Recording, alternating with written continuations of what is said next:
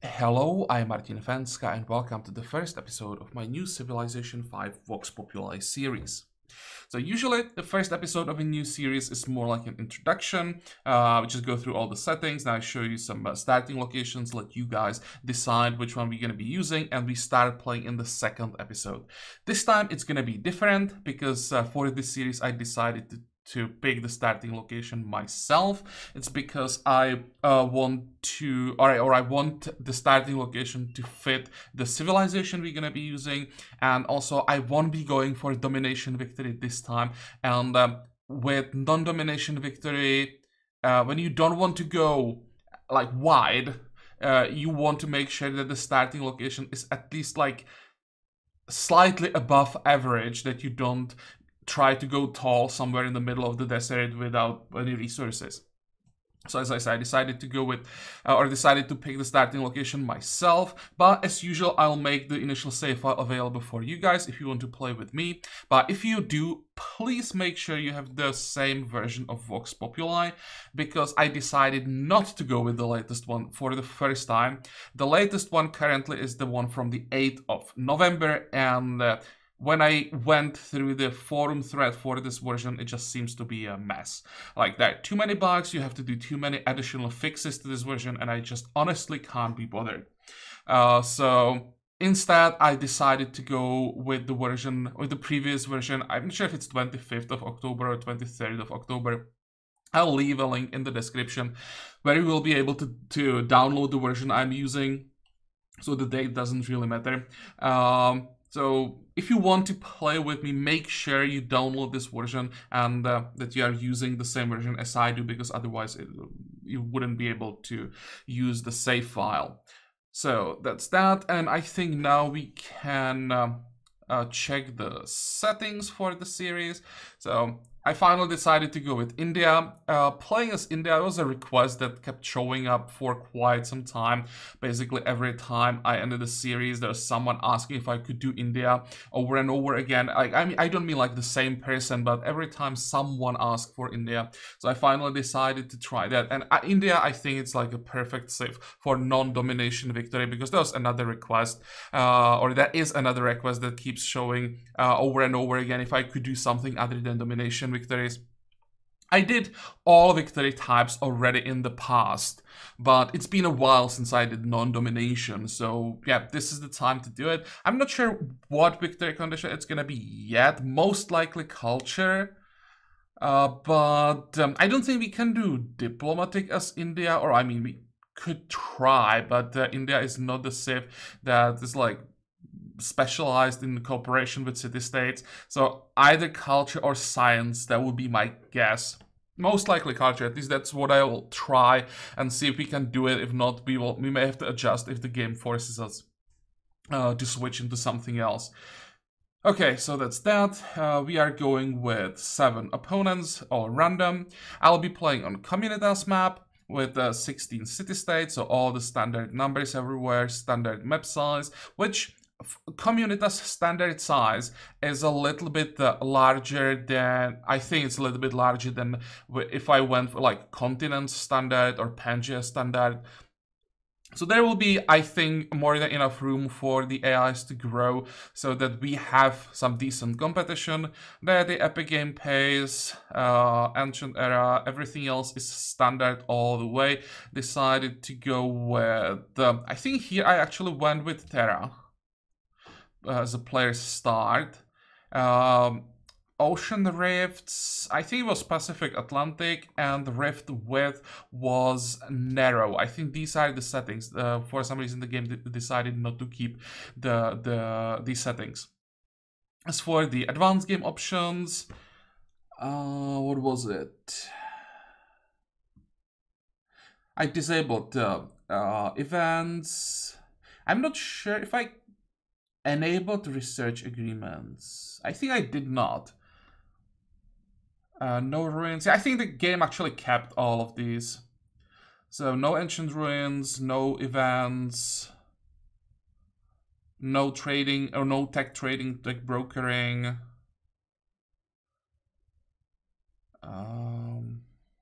What else? Yeah, of course, quick combat, quick movement. The game for some reason doesn't keep this ever. I think I would have to change it somewhere else in the settings. Someone told me I can change that. And the game then would keep these settings, but it doesn't really matter. I still decided to go with Raging Barbarians because I don't want to do it like, okay, every time I go for Authority, I go with Raging Barbarians to take advantage, and when I don't start with Authority, I turn it off. No, I keep Raging Barbarians on no matter what I do. And Transparent Diplomacy. Yep, these are the settings. Now I can go back and we can load the game because this is the start. Hopefully it won't take too long. Sometimes, for some reason, the Communitas map takes some time to load. It's probably just to generate, but once it's already generated, yeah, loading doesn't take that long. Okay, before we jump into the game, let's quickly talk about India, their unique ability, building, and unit. Most important, of course, the unique ability, Font of the Dharma, starts with the Pantheon. So every time you are starting a new game, when you see someone popping Pantheon on turn 1, you know that you have India in the game. Profits are 35% less expensive. Each follower of your primary religion in a city increases religious pressure and growth. So the more people we have, the higher the pressure that we have on like cities around us, and the more our cities are growing. So if you want to go tall, India is made to go tall. The question is something I'm quite interested in for this series.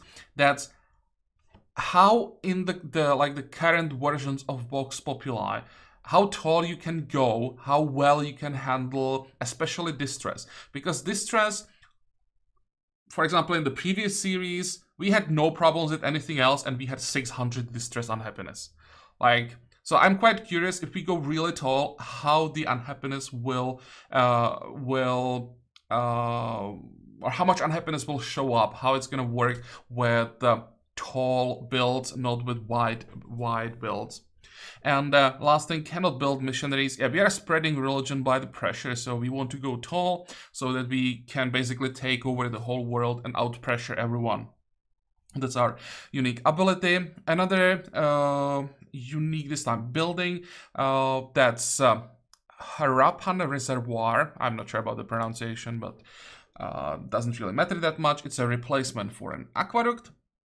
So we can get it quite early, and this is a really strong one. Unique Indian replacement for the aqueduct. Carries over 20% of the food after city growth, and 25% of the production of the city is added to the city's current production. Grants +1 production from floodplains, +2 from lakes and oases. Farms worked by the city gain +1 food and +1 production, and reduces poverty by 1. So a lot of food, a lot of production from one building. When you have the proper terrain around your city, you can get absolutely insane yields from this building. And this is one of the reasons why I wanted to start with, why I wanted this starting location to be appropriate for India. I wanted to have some lakes around because I didn't want to have a unique building that doesn't give us anything, right? If you start in the middle of mountains, the reservoir is just useless. So I wanted to take advantage of what the India has available. I wanted to start next to a lake. So that's the reservoir, and then we have the Nagamala, which is a unique replacement for Kirasirs. I'm not sure how relevant the unit will be for like a pacifist Sev that wants to play defensively. You usually want to have like a strong static defenses on your border than the fast-moving units that are mostly used for flanking. With the territory that I want to control, there really won't be room for flanking, so I'm not sure how much we'll be using it. I'll probably build at least 1 or 2 so that we test them out a little bit, but yeah, won't be the most relevant unique like ability or unique, I'll say ability that we have. A ponderous mounted range unit, highly effective on flat ground. We'll have a lot of flat ground, so we'll see how effective they really are. Only the Indians may build it. This unit has higher combat and range strength than the Cuirassier. Doesn't require horses. Receives the feared elephant promotion for free and is available earlier than Cuirassier. I like that it's available earlier because that could be the reason why we may build it and really use it. That getting it earlier than the unit it replaces could give us an advantage. If we are, for example, in war and we are having problems, this could give us the edge for some time. But it really depends on how the game is going to develop. Let me check the feared elephant before we start playing. Actually, I didn't check what that does. Feared elephant. Enemy units receive minus 10% combat strength when adjacent to any unit with this promotion. Okay, so it just debuffs units around it. Fine. And here you can see the starting location. As I said, I wanted to start next to the lake, so that's here. This is all I saw when I decided to keep it. It's just good enough. There is the lake, and we can have a coastal capital on top of that. So I didn't have to see more than that. I just have to decide if I start the capital here, because that would give us access to these gems, of course. Oh, actually all 3 copies. And the wine, or if we start on the gems here. So I'll send the Pathfinder on the hill to check what's around. And well, there is another lake, so I think we'll stay here because this will give us pretty good city location. Our ships will have access here, here, and to the open sea. You'll have a coastal capital. We'll have so many lake tiles right from the start. So the early growth should be pretty insane, which we of course want, especially for our capital. For other cities as well. We'll most likely be going with like 4 cities in this series. So we want all 4 of them to be as strong as possible. But especially our capital has to be like super strong. And this looks like a pretty good starting location. In the long run, we might be missing some production and some basically land tiles to work with because there is a lot of water around. I'm hoping when we get or when our border expands far enough, like the 3rd ring of like tiles, we are talking 1, 2, 3 these tiles, some of them we can't even see, that will give us enough land tiles to work with. Okay, fine. So let's start here. End the turn. Now we're gonna start the capital and actually start thinking about how we're gonna approach this because I didn't plan anything. I just decided, let's go with India, let's go with non-domination victory, and that's it. And I prepared the starting location. That's it. I didn't like think about which tags I'm gonna start with or which wonders I want to go for. So I'll do all of that on camera. We can, I think, turn off the yields. Get the capital. Usually I don't like settling on luxuries, but this time I really like the starting location. And we will get another luxury down here. So in the end, we actually do have the luxury under our capital, then 2 more gems here, and we are 1, 2, 3 still in range of the wine. So actually it seems that we didn't lose almost anything when it comes to like resources. Still don't know what would be to the north of this hill. If we started there, there could be more, but I'm pretty happy with what we have. Okay, I'll log the lake. We want to start with a monument. Definitely want the culture as soon as possible. They're growing in 8 turns.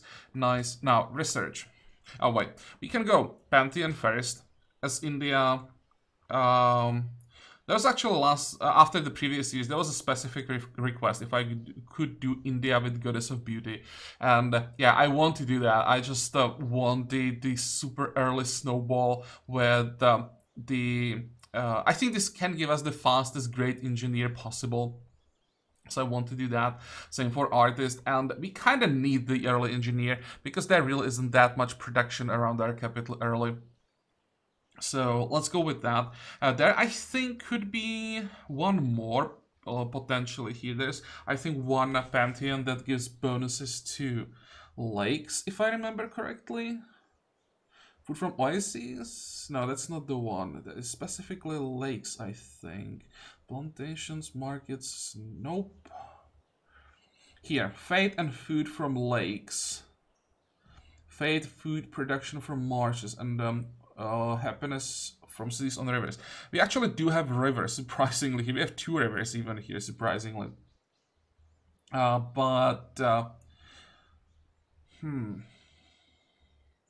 This one would be pretty good. That's a ton of food you get here. Nah. I'll go Goddess of Beauty. I just want the engineer. Faith from Palace Wonders, faith from Great Works, artist, engineer. Honestly, this is stronger early. This will give us like the strongest snowball early with the engineer. This one, long term, would give us more.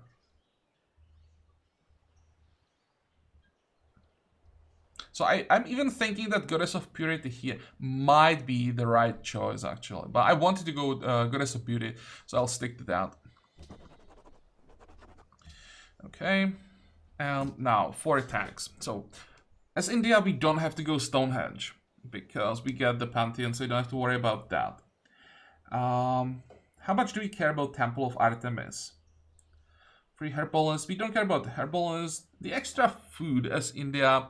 Everything that gives us extra percent amount of food as India is huge, because we want to focus on food a lot, and because we want to have a large amount, like large flat amount of food, then any percentage increase is like insane. So Temple of Artemis sounds like a good idea, but where would we go from there? Mathematics for Hanging Gardens.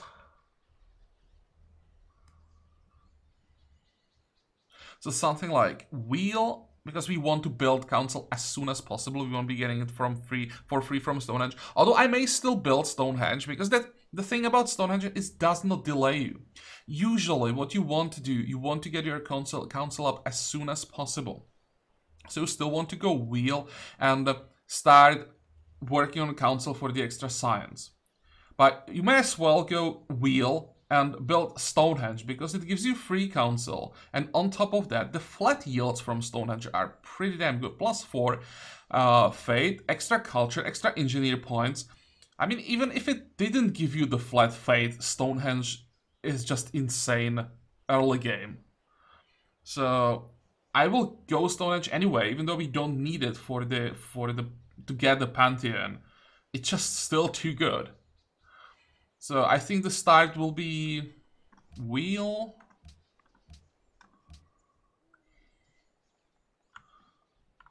Come on.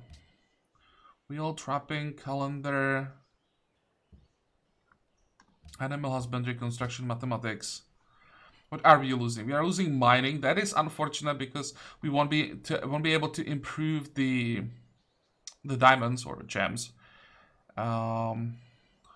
We won't be able to get great library, but library usually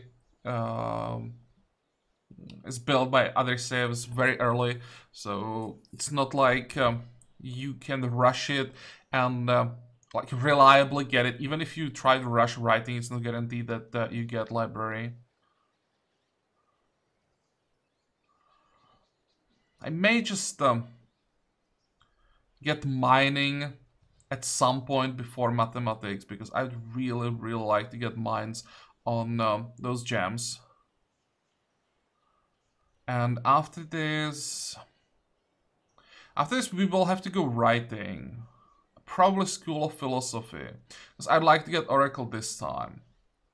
On the other hand, we have engineering with Great Wall and our unique building. That's one tag. There are 2 things that I also want to get. Great Wall, when we want to play defensively, gives so much safety. We have seen it in the previous series where Mongolia, that was at one point like 4 times stronger, as we just wasn't able to get through.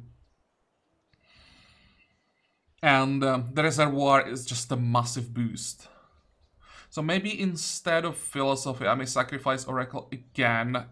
Instead, go engineering. I think if I could afford to even just ignore writing and go mathematics and then go engineering right away. But I think if I go for writing, the extra science from library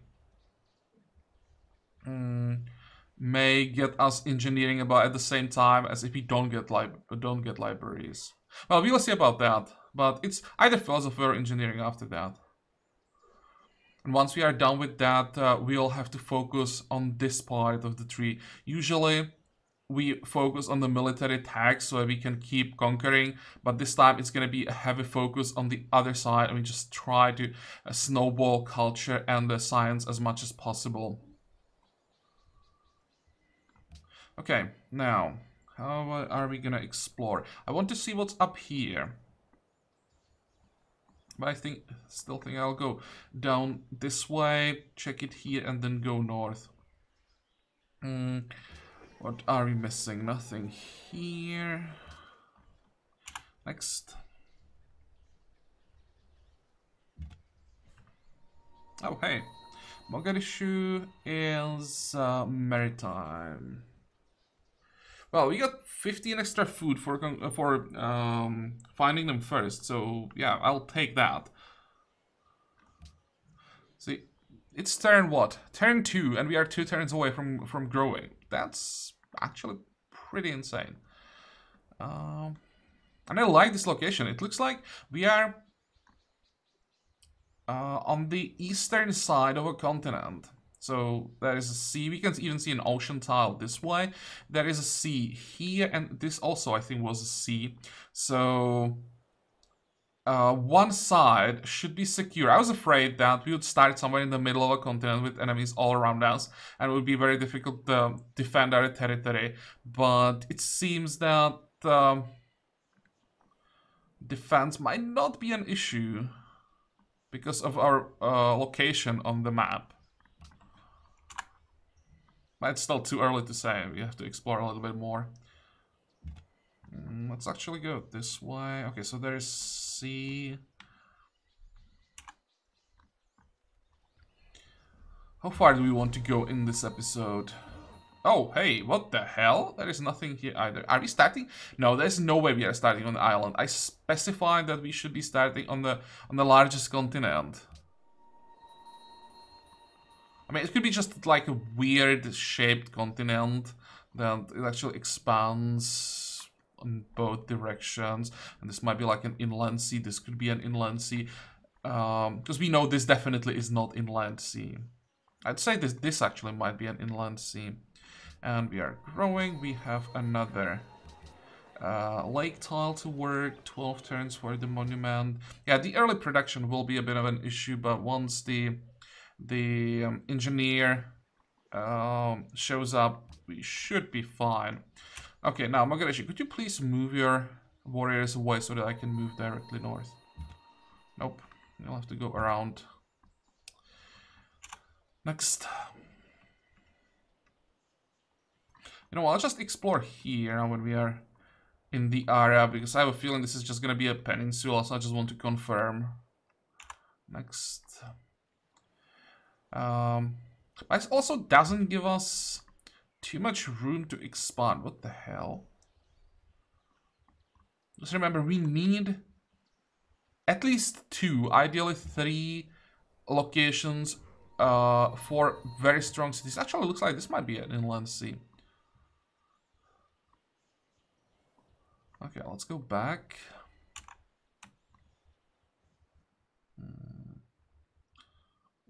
I hope you won't have to like expand in this direction.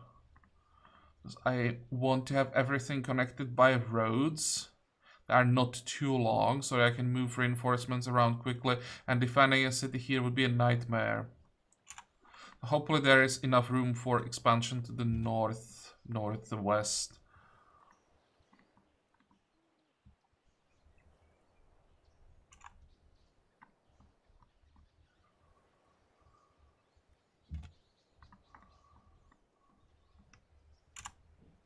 How are we doing with that monument? We need more tiles.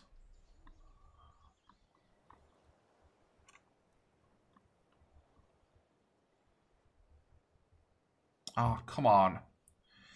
I know, raging barbarians. So this is it. We are not exploring anymore for a while. We need to get warrior.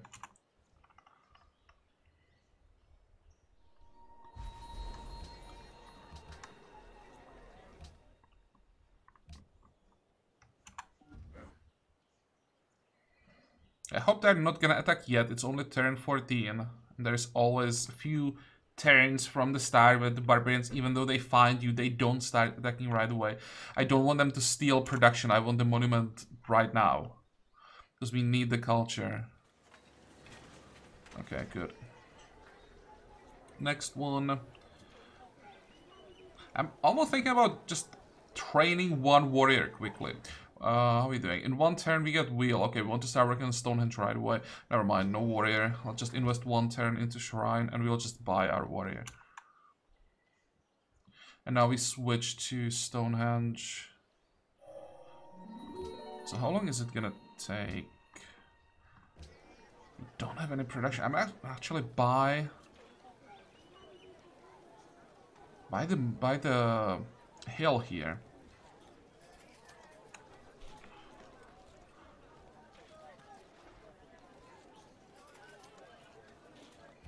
Well, 29 turns for Stonehenge isn't bad. Maybe I don't have to do it. Yeah, because buying the hill would mean no warrior for a very long time with the barbarians everywhere. It sounds like a bad idea. Next.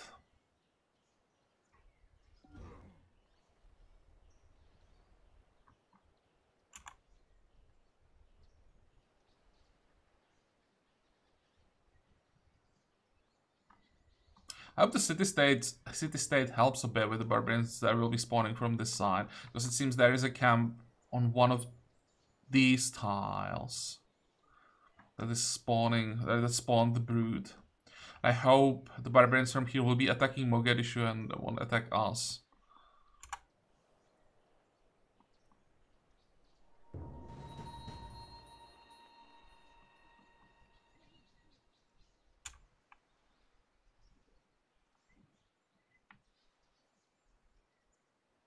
Okay, well, I really didn't think this warrior could survive, but okay.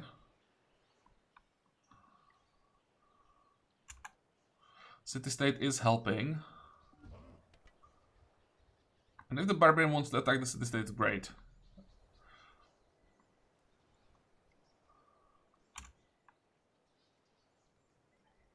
Honestly, I could even wait for trapping and just buy an archer first instead of a warrior. Because we don't really care about warriors, we just want to have range defense. We'll need like maybe 2 melee units for the early game, but mostly we just want to have archer for the defense of our capital right from the start. And the timing in 9 turns, we'll have more or less exact, or the exact amount of money that we need to buy an archer. Yeah, and we are not pressured by barbarians. This time we do want to wait. And actually with the way how the map is created, we can just have an archer sitting here as well, which is going to be impossible for the barbarians to reach, but we'll be able to defend both sides. So we want to get 2 archers. Okay, so the barbarians just killed off most likely the Mogadishu warriors.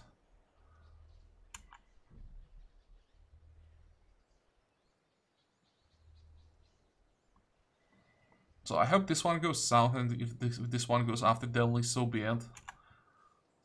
Well, they don't have room to both of them to attack us, so yeah, this map is actually pretty good against barbarians as well, or at least the location where we started. Mogadishu under attack, don't care for now. We need the first social policy desperately. Turn 28. What's the turn we get, or we should get, Stonehenge?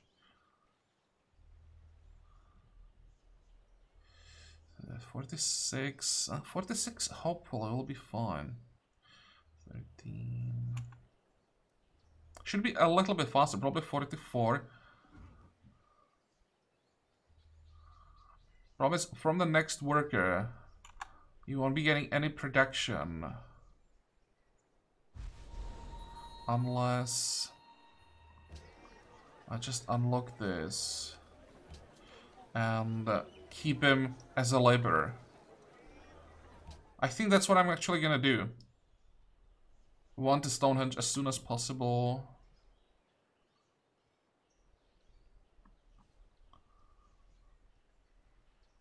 And you can't get production from tiles. Just get them by not locking those tiles. Next.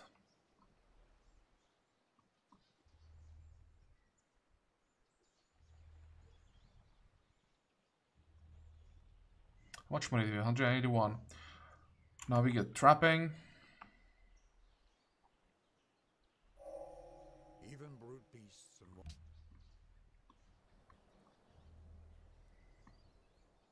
Not quite sure how to move the Pathfinder. Or where to move the Pathfinder. Let's go here. Now we got the archer.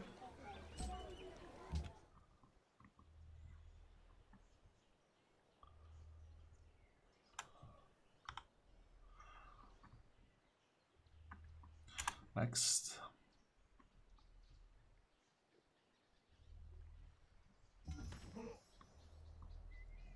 Okay, now I can move like this. Because if the warrior wants to go after the archer, he'll have to embark first and take a ton of damage. Good, 3 turns for the first social policy.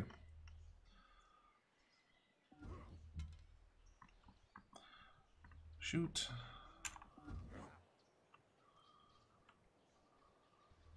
Really surprised that we didn't get attacked a single time by those brutes. It's not like they didn't have the opportunity.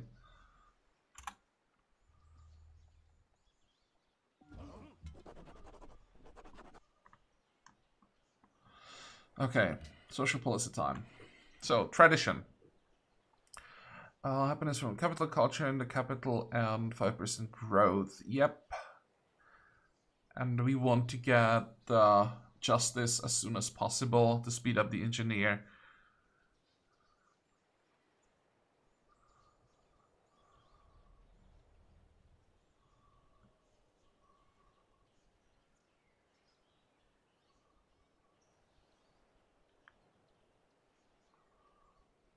This time the opener won't be as insanely strong because we don't have any like really good tiles to work with the extra population.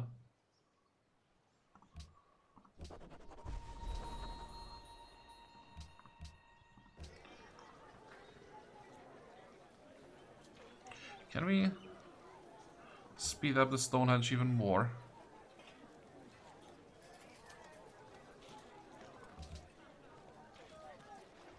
Seven turns, 36. So we can get Stonehenge on turn 43. That's actually pretty damn good. Especially considering the tiles that we have available with very little production. 3 turns for another border pump. That is actually, I'm surprised that it's not the wine. I thought it would be guaranteed wine. It's guaranteed another lake tile. That's nice. Barbarian gone. Good. Next. 17 turns for the next social policy. So basically, when we get calendar, we'll also get the extra production. So getting Temple of Artemis should be pretty damn fast.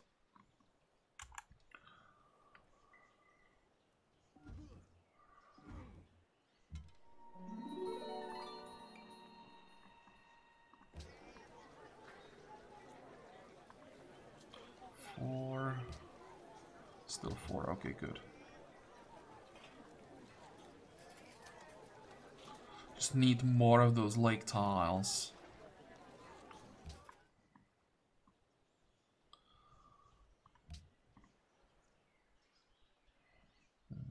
I also keep an eye, have to keep an eye on Mogadishu. When they get their first worker, I will steal it. We don't really need workers right now, but since we can get one quite easily, might as well get him. And get at least farms. Although, do we even need a worker for this?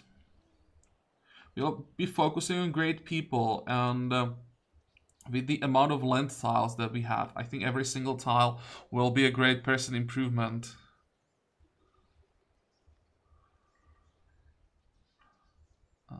If this was one city challenge, I'd probably ignore workers completely. But since we want to go with 3 or 4 cities, we will need a worker, at least for roads.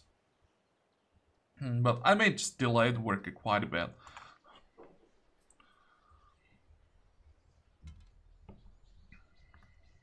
Ah, come on, couldn't you just die? I probably don't want to attack with the Pathfinder. There could be more barbarians hiding here and they would attack the Pathfinder and he could die. And I don't want to lose him, so let's just stay here. It's not like we are losing anything by not killing the barbarian. We are not getting any yields for kills, so... But he even decided to stay for some reason. 2 turns. Okay, what do we take?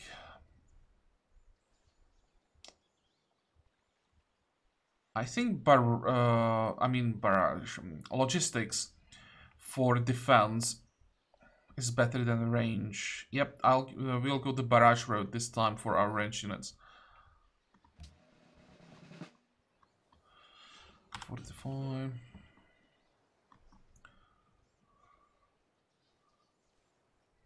Go. And let's see how much time we're gonna need for engineer now. 25 turns. We are now 100 turns away from the first prophet. And we don't even have shrine yet, so we will be able to get shrine before we start working on calendar, or start working on, not calendar, on Temple of Artemis. So this is gonna be... In like 80 turns we should get the prophet. It probably still won't be first religion. But it should be early enough so that we'll have most options for beliefs still available.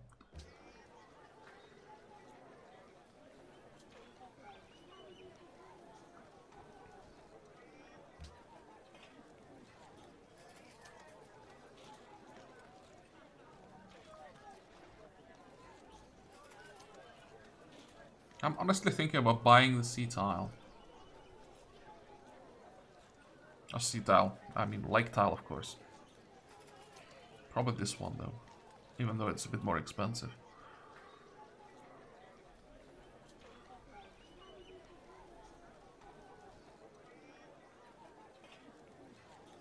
Everything that we have available is just 2 food, nothing else.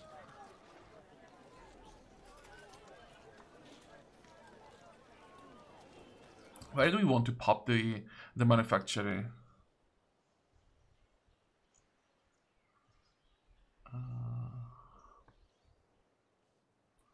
Thinking about getting on the gems.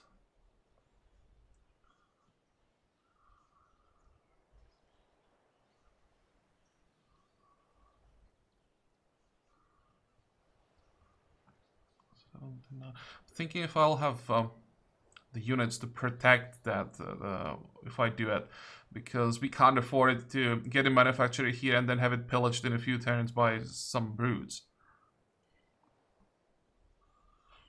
It's 25. We'll have 2 archers by the time we get the manufacturer, and that has to be enough for the defense.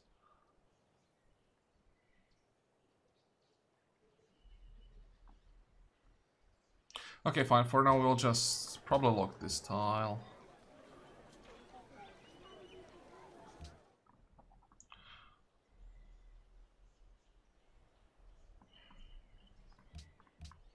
And I think that will be all for the first episode. Usually that's what I want in the first episode. Get the Stonehenge. And next time we'll try to get more wonders. Definitely Temple of Artemis. I don't think that we can actually lose Temple of Artemis. And then we'll see about mathematics. I think we'll have time to get mining before mathematics, because we'll be missing policies. We can get mathematics very quickly, but when we get there, we won't have the policies for hanging gardens, so we may as well delay mathematics and get mining before that.